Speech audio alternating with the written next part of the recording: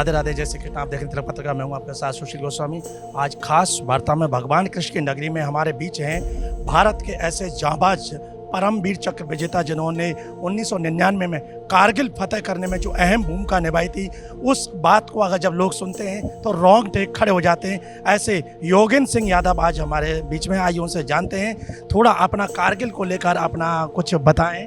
जिस वक्त जो आपको परमवीर चक्र मिला, उस वक्त जो 4 जुलाई को कारगिल में जब आप थे तो उस समय का क्या दौर था, क्या दृश्य थे? बड़ी विषम परिस्थितियां थी। दुश्मन ऊपर बैठा है, 17-18 हज़ार फीट ऊंची पहाड़ियाँ है, दुश्मन की बहुत भारी डिप्लॉयमेंट। हम केवल 5 से 7 जवान 5 घंटे तक लड़े। और उस समय मैं एक 19 साल की अवस्था का एक बच्चा था। सिर्फ किताबों में पढ़ कर के गया था कि एक सैनिक अपने साथी के लिए, अपने राष्ट्र के लिए पल भर के अंदर कुर्बान हो जाता, अपने प्राणों की आहुति दे पाता है। वहां पर मुझे देखने को मिला एक के बाद एक शरीरों के अंदर जख्म लगते जा रहे थे, लहू की आखिरी बूंद निकलती जा रही थी, मौत बहुत नजदीक थी, लेकिन चेहरों पर मुस्कान कम नहीं थी। उनके चेहरों पर कोई भी ऐसी शिकस्त नहीं जिससे उसको लग रहा हो कि मौत से मैं डर गया हूं, बल्कि ऐसा प्रतीत हो रहा था कि शायद उसने मौत को ही मौत दे दी है। जी, कारगिल के जब वहाँ आपके जो साथी जवान थे वीर गति को प्राप्त हो गए, पाकिस्तान की फौज थी और वो आपको भी देख रहे थे कि साथ ये भी सब लोग मारे जा चुके हैं, और उस वक्त आप अपने दर्द को उसको सहन करके फिर कैसे आपने उनका अटैक किया? बिल्कुल जो, क्योंकि देखिए हमारे देश की संस्कृति, सभ्यता और संस्कार बहुत गहरे हैं।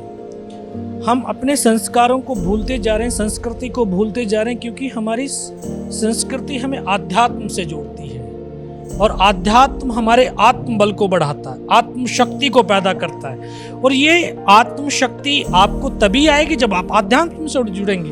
मैं तो बचपन से जुड़ा था, तो आज शायद मैं जब आध्यात्म के विषय में जब उतरता हूं तो सोचता हूं जिंदा क्यों हूं। शायद इसलिए जिंदा हूं क्योंकि उस समय मुझे सांस को कंट्रोल करना आ गया था। 7 से 8 1 मिनट के अंदर जब सांस आती है तो ऐसा लगता है कि मृत्यु हो गई है, लेकिन हम उस अवस्था को समाधि अवस्था बोलते हैं। तो हम जब इतनी डीप में उसमें चले जाते हैं, समर्पण अपने आप को कर देते हैं, तो फिर उस समाधि अवस्था तो दुश्मन को पता ही नहीं चला ये जिंदा भी एक मरा हुआ है। शायद उस समय सांसों पे कंट्रोल कर पाया।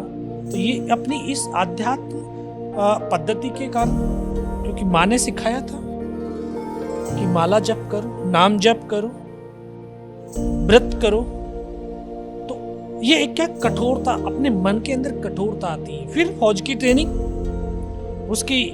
फौज की ट्रेनिंग तो आग की भट्टी होती है, इसीलिए फौज में कम जाना चाहते हैं, लेकिन आग जो जलाती नहीं पिघलाती भी है। हम सब आभूषण पहनते हैं तो उस के पिघलने के कारण वो आभूषण बना है।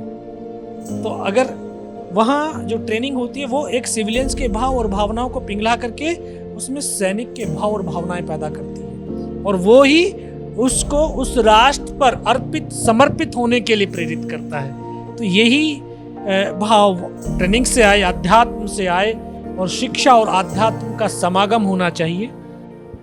और यही समागम हमारे राष्ट्र के बच्चों में शारीरिक, मानसिक और इमोशनली मजबूती प्रदान करेगा। और आज जो हम मेंटली और इमोशनली वीक हो रहे हैं, तभी हम अपने राष्ट्र के बच्चों को खो रहे हैं। तभी तो वो थोड़े सा, क्योंकि हमने शिक्षा को नौकरी से जोड़ दिया। शिक्षा नौकरी नहीं है, शिक्षा ज्ञान है, नॉलेज है, समझ है, और ये समझ हमें आगे बढ़ाती है। Thank you. तो सुना आपने, हमारे साथ रहे योगेंद्र सिंह यादव, जो कि भारत के वो जवान हैं जिन्होंने 1999 में जब पाकिस्तान ने हमारे देश की सरहद पर कारगिल की चोटियों पर कब्जा कर लिया था, और वहाँ पहुँचना नामुमकिन था, क्योंकि 17,000-18,000 ऊंची पहाड़ियों पर जब दुश्मन कब्जा करके बैठा था और भारतीय नीचे फौज नीचे थी, उस पर हमले कर, उस समय योगेंद्र सिंह यादव अपने 17 साथियों को लेकर ऊपर जाने लगे, और बिल्कुल 90 डिग्री की चढ़ाई पर, बर्फ़ की पहाड़ियों पर धीरे धीरे उन्होंने ऊपर चढ़ना शुरू किया। और ऊपर से फौज ने अपना किया, लेकिन उन्होंने अपना धैर्य नहीं खोया, साहस नहीं खोया। उसके बाद धीरे धीरे वो ऊपर पहुँचे और पाकिस्तान की फौज पर हमला कर दिया। और आज हम उस कारगिल फतेह की रजत जयंती मना रहे हैं और आज उनको विशेष रूप से वृंदावन में साध्वी ऋतम्बरा जी के जो आंगन है वात्सल ग्राम, वहाँ उन्हें विशेष सम्मान किया गया है। और उन्होंने आने वाली जो पीढ़ी है, खासकर युवतियों को, बच्चियों को, उन्होंने आज नसीहत दी है कि सबसे पहले देश और राष्ट्र है, उसके पीछे हमें अपने समर्पण के भाव अर्पित करने चाहिए, तभी हम एक सच्चे नागरिक कह पाएंगे। तिलक पत्रिका के लिए अपने साथी कैमरा पर्सन रिंकू वर्मा के साथ वृंदावन से मैं सुशील गोस्वामी।